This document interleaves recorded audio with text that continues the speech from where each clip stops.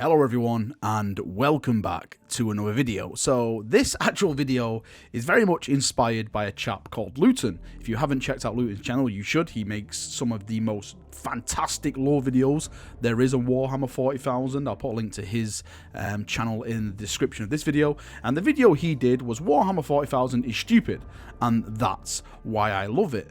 And for me, this has inspired me to tell my tale on why I love Warhammer, why I love the IP, why I'm so passionate about it, why I made this channel dedicated to Warhammer. So let's jump in and let's get started. Now, I've always been a massive geek when it comes to sci-fi, when it comes to fantasy. Lord of the Rings, Star Wars are some of the biggest franchises that I love beside of Warhammer 40,000. But when it comes to Warhammer 40k itself, there's something different there that pulls me in, that just sets my imagination loose, which inspires me to go out to buy models, to read books, to get interested more in the lore, the actual worlds that the authors create, the actual armies that are fighting.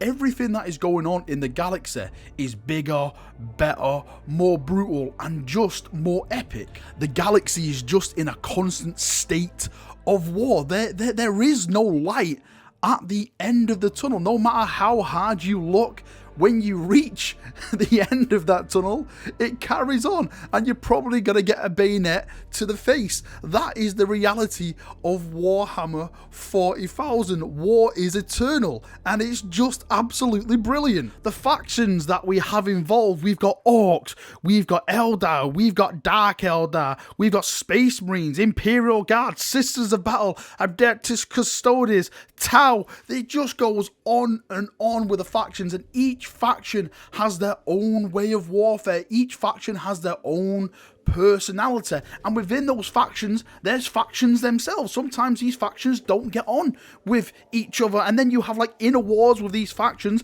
For example, the Space Marines are full of different chapters. Each chapter has a different view of warfare. Each chapter has a different view on other chapters. Some chapters don't get along, some chapters have secrets, some chapters just blatantly are ignorant to the way the galaxy works, and they're so hardened in their head that is how they do it. Even if it means the mission will be a failure, even if it means 1,000 million billion civilians will get purged in the process, that is their way of doing it, and that is how they will carry it out. Now, my journey into Warhammer 40,000 began way back. I was around the age of 11, and for my 11th birthday, let's say, I actually got bought the Orc starter box set, or whatever it was called back then, and I was like, okay, these are awesome, you know, these little models that you glue together. I had no idea it was even a tabletop game. I didn't read like what was in the box. I just got them out, stuck them together, and I thought, this is really awesome,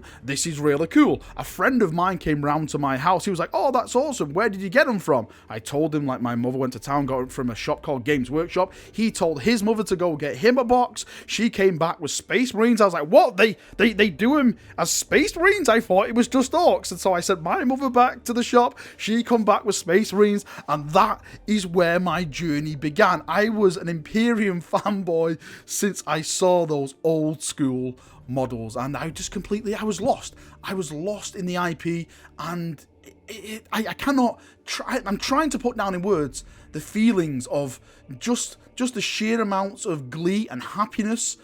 I was just lost in at that age, seeing, wow, look at these guys, they've got power suits on, they hunt these aliens, they're even hunting each other. This is just an epic, massive, awesome story. And as I got older and I started to understand the lore more, I started to read more about the Imperium as a whole, the different factions, the Inquisition, the Space Marines, I was completely taken back by the Adeptus Custodes. Back then, they weren't really buffed out as they are right now, but I thought, how awesome would it be? Like, the Emperor of Mankind was this almighty being sitting on this golden throne. He was neither like dead or alive. He's like this big powerful psycho, and there's these guys that are his bodyguards. I was like, oh my holy Emperor, how awesome do you have to be a bodyguard of this guy? How does he even need bodyguards? And I was like, oh my holy Emperor, if I ever get the chance, I would absolutely love to do an army of those guys. And I can actually say now, in the year of 2018,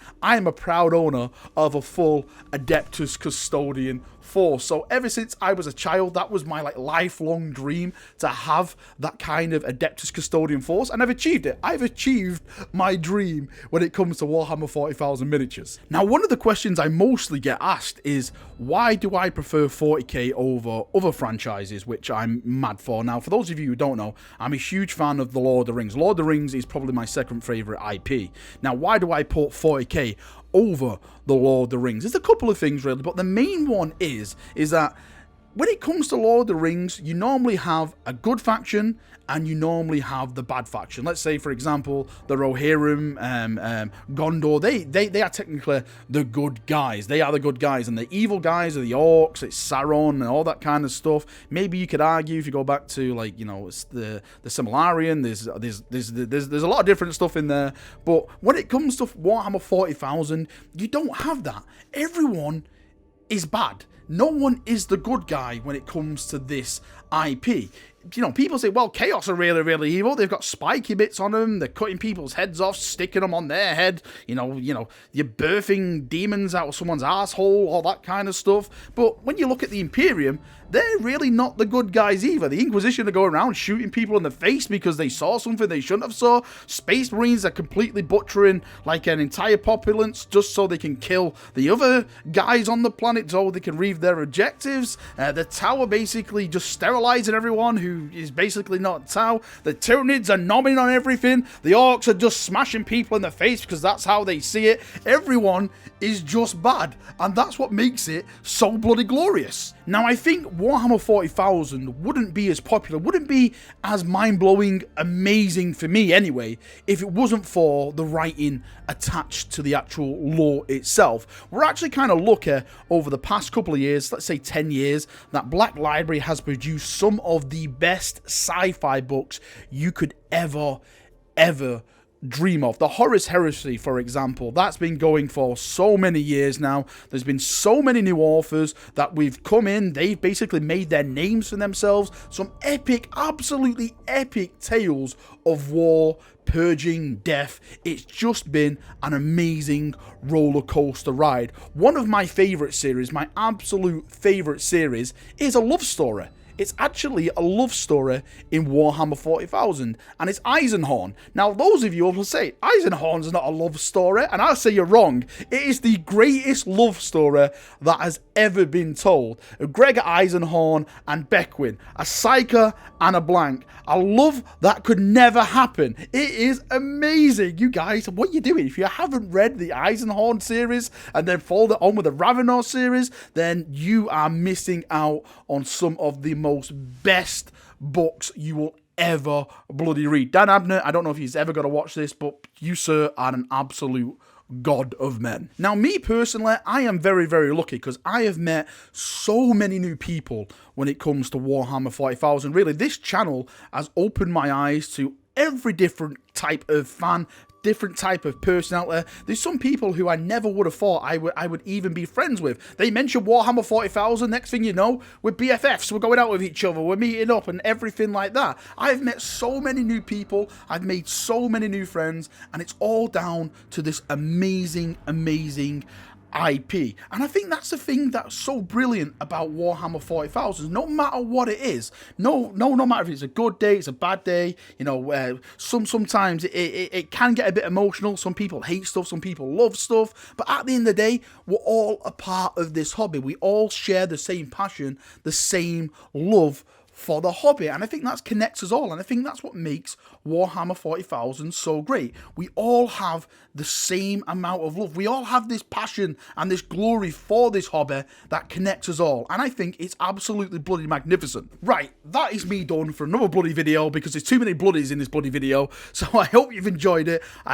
Please leave below in the comment section why do you love Warhammer 40,000? I've explained why I love Warhammer 40,000. It's probably only the tip of the iceberg. I could probably stay here all bloody night and just go on, like, you know, about the Imperial Fist, about Rogol Dawn, the Black Templars, the Executioners, all my passions and love for the hobby and the lore and all that kind of stuff. But I don't want to bore you all. I don't want to keep your ear longer than you're supposed to.